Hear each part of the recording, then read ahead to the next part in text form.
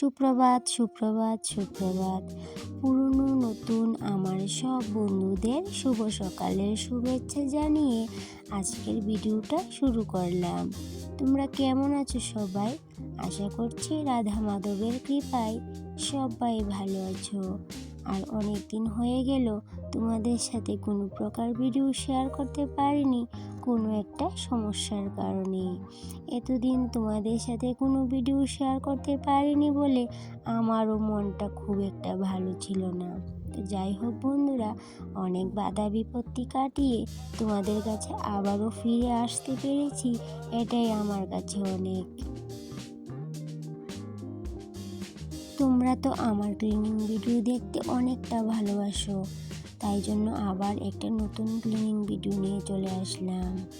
অনেক দিন হলো আমার এই ছাদের ভাঙাচোরা মডুলার কিচেনটারে ভালো করে ক্লিনিং করে গুছিয়ে রাখতে পারছিলাম না, তাই আজকে অনেক যত্ন করে রান্নাঘরটাকে গুছাবো। আর এই রান্নাঘরটাকে আজকে মনের মতো করে সাজিয়ে গুছিয়ে নেব। তো সত্যি কথা বলতে আমি আমার এই ভাঙাচোরা রান্নাঘরটারে অনেক ভালোবাসি, আর এই ভালোবাসার জায়গাটা আর কয়েকদিনের মধ্যেই আমাকে ছেড়ে দিতে হবে। তোমরা আমার এই রান্নাঘরের ক্লিনিং ভিডিওতে অনেক ভালোবাসা দিয়েছো, অনেক বলতে তত বেশি না, কিন্তু ওই যতটুকু দিয়েছো ততটুকুই কিন্তু আমার কাছে বিশাল। আর এই ভালোবাসা পেয়ে আমি কিন্তু অনেক খুশি। আর জানি না কতদিন আর এই রান্নাঘরের ভিডিও তোমাদের সাথে শেয়ার করতে পারবো, তবে যতদিন না পর্যন্ত এই ঘরটা ছেড়ে দিচ্ছি ততদিন পর্যন্ত কিন্তু চেষ্টা করব আমার এই ভাঙাচোরা মডুলার কিচেনের ভিডিও তোমাদের সাথে শেয়ার করতে। তো সমস্ত ঘরের জিনিসপত্র সরিয়ে নিয়েছি, তারপর কিন্তু ওই যে মোছামুছি করে নিয়েছি, কারণ কি অনেক দিন ধরে যেহেতু পরিষ্কার করা হয়নি সেহেতু কিন্তু এই যে অনেকটা ময়লা হয়ে গেছিলো। আর এইদিকে এই টেবিলটার মধ্যেও কিন্তু অনেকটা ময়লা হয়ে গেছিলো, তার জন্য কিন্তু টেবিলটাকেও ভালো করে সার্ফ সাবান দিয়ে ঘষে ঘষে আমি ময়লাগুলোকে প্রথমে তুলে নিয়েছিলাম। তারপর এইদিকে টিনের এই যে এই ডেউগুলোর মধ্যে কিন্তু ওই যে মাকড়সার জাল ছোট ছোট করে জাল বেঁধেছিল, তো ওইগুলোকে ওইভাবে করে মুছে মুছে পরিষ্কার করে নিয়েছি। আর ঘরের সমস্ত তাকের যে কৌটাগুলো ছিল ওইগুলোকেও কিন্তু সাইড করে এখানে রেখে দিয়েছি।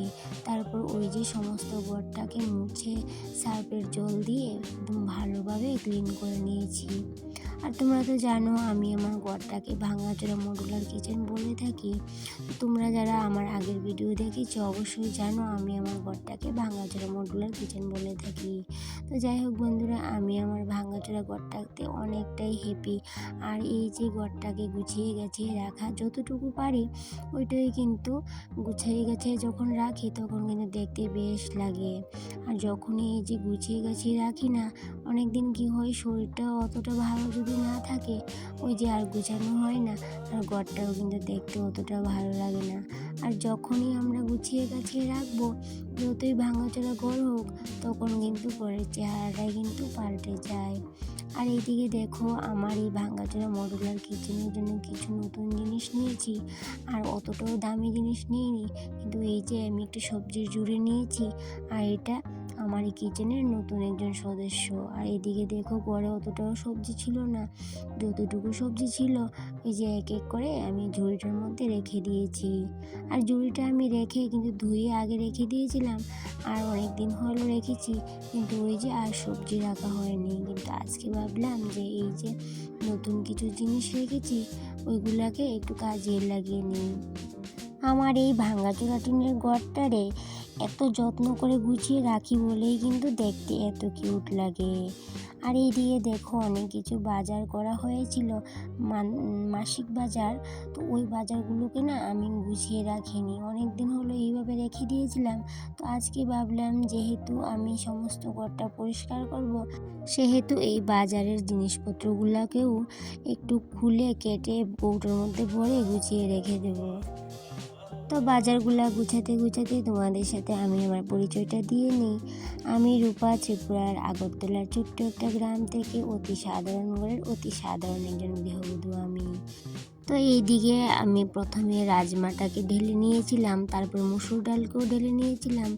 আর এইদিকে দেখো প্যাকেটের জিরাগুলোকে ঢেলে নিচ্ছি। এগুলো আর কৌটাতে ভরবো না, কারণ কি এই জিরাগুলোকে একটু রোদে লাগিয়ে তারপর কিন্তু কৌটাতে রাখবো। আর যদি ঘরের সমস্ত কিছু মশলাপাতি একটু একটু রোদে লাগিয়ে তারপর কৌটাতে ভরে রাখি, তাহলে কিন্তু ওই যে মশলাগুলো চট করে আর নষ্ট হয় না। তো আমার কি হয়, অনেক সময় ঘরের জিরা ধনিয়া এগুলা যদি আমি এমনিতেই রেখে দিই কৌটাতে ভরে, পাঁচফোড়ন, তো এই মশলাগুলো যদি এইভাবে রেখে দিই কী হয় না, চট করে নষ্ট হয়ে যায়। তো এই জন্য আমি এখন থেকে কী করি, একটু রোদে লাগিয়ে তারপরে কিন্তু কৌটাতে ভরে রাখি। আর এদিকে সবগুলো বাজার কিন্তু আমি কৌটাতে রাখবো না, কিছু কিছু বাজার আমি যেগুলো এক্সট্রা এনেছে ওইগুলোকে এই বালতির মধ্যে ভরে রেখে দেবো। কারণ কি এগুলো এক্সট্রা নিয়ে এসেছে, তো সেহেতু ওই জিনিসগুলোকে আমি বালতির মধ্যে এইভাবে করে রেখে দেব। তো 2-3 মাসের মশলাপাতি একবারে চলে এসেছে। তো যেহেতু আমি মশলাপাতি একটু কম খাই, সেহেতু কিন্তু ওই অনেক দিন চলে যাবে। আর এইদিকে দেখো একটা চা পাতার প্যাকেট, এটা থেকে একটু ঢেলে নিয়েছিলাম কৌটাতে, তারপর বাদ বাকিটা এই যে বালতির মধ্যে গুছিয়ে রেখে দেবো। আর এইদিকে তোমাদের সাথে গল্প করতে করতে এই কথাটা বলতে ভুলেই গিয়েছিলাম যে আমি আমার এই ভাঙাচোরা মডুলার কিচেনটাকে কেন ছেড়ে দিচ্ছি। তো কেন ছেড়ে দিচ্ছি সেটা দেখার জন্য আর জানার যদি ইচ্ছে থাকে, তাহলে কিন্তু এই যে আমার প্রতিদিনকার ভিডিও তোমাদের দেখতে হবে, তাহলে কিন্তু জানতে পারবে যে আমি কেন এই ভাঙাচোরা মডুলার কিচেনটাকে ছেড়ে দিচ্ছি।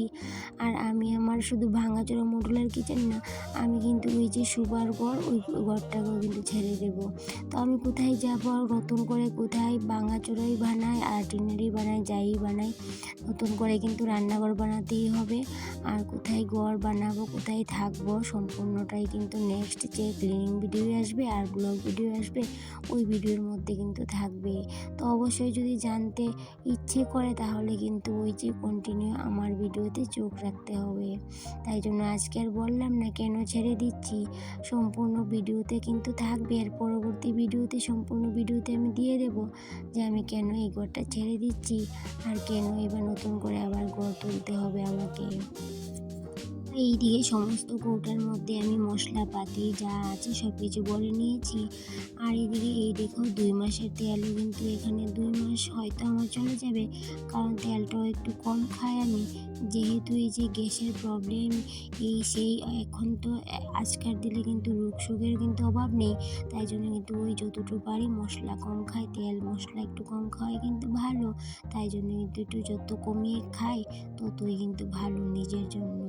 আর এদিকে দেখো এই যে আরেকটা নতুন জিনিস আমি রান্না করার জন্য নিয়েছি, এই যে একটা প্লাস্টিকের চালনি নিয়েছি। তো মুড়ি চালার জন্য এই যে চালনিটা আমি রেখেছি।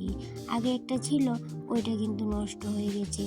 আর এইটা চালনিটা রেখে আমি ধুয়ে ভালো করে শুকিয়ে নিয়েছি, আর এখন একটু মুছে নিয়েছি। আর আমি আমার এই ইন্ডাকশানটাকেও কিন্তু ভালো করে ক্লিনিং করে নিয়েছি, আর সেটা তোমাদের সাথে আর শেয়ার করা হয়নি।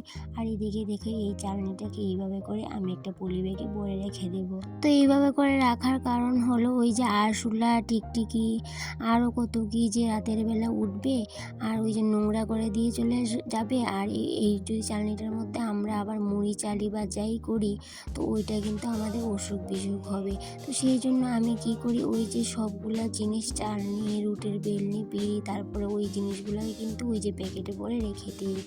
আর এইদিকে দেখো গ্যাসটাকেও একটু মুছে নিয়েছি। তো সব কিছু মোটামুটি পরিষ্কার করে নিয়েছি, ক্লিনিং করে গুছিয়েও নিয়েছি। আর এদিকে দেখো আমার রান্নাঘরটা কীরকম হয়েছে। যতই জিনিসপত্র না থাকুক ঘরে, যদি আমরা একটু জিনিস দিয়েও, যদি অল্প স্বল্প জিনিস দিয়েও যদি ঘরটাকে একটু গুছিয়ে গাছিয়ে রাখি, তাহলে কিন্তু দেখতে অনেকটাই সুন্দর লাগে, অনেক কিউট লাগে। আর আমার ঘরটা কীরকম লাগছে আজকে তোমাদের কাছে অবশ্যই কমেন্টে জানিও। আর আজকের ভিডিওটা আর কন্টিনিউ করব না, এই পর্যন্তই রেখে দেব। আবার কিন্তু তোমাদের সাথে দেখা হবে পরবর্তী ব্লগে বা পরবর্তী ক্লিনিং ভিডিওতে। আর আমি আমার এই ভাঙাচোরা মডুলার কিচেনটাকে এই যে ছেড়ে চলে যাব, আমার কিন্তু অনেকটাই কষ্ট হচ্ছে। এখন থেকেই ভাবতেই পারছিলাম না যে আমি এই ঘরটাতে থাকতে পারবো না বেশি দিন। তো যাই হোক, যেখানেই যাই কিচেন বানাই তোমাদের সাথে অবশ্যই শেয়ার করব।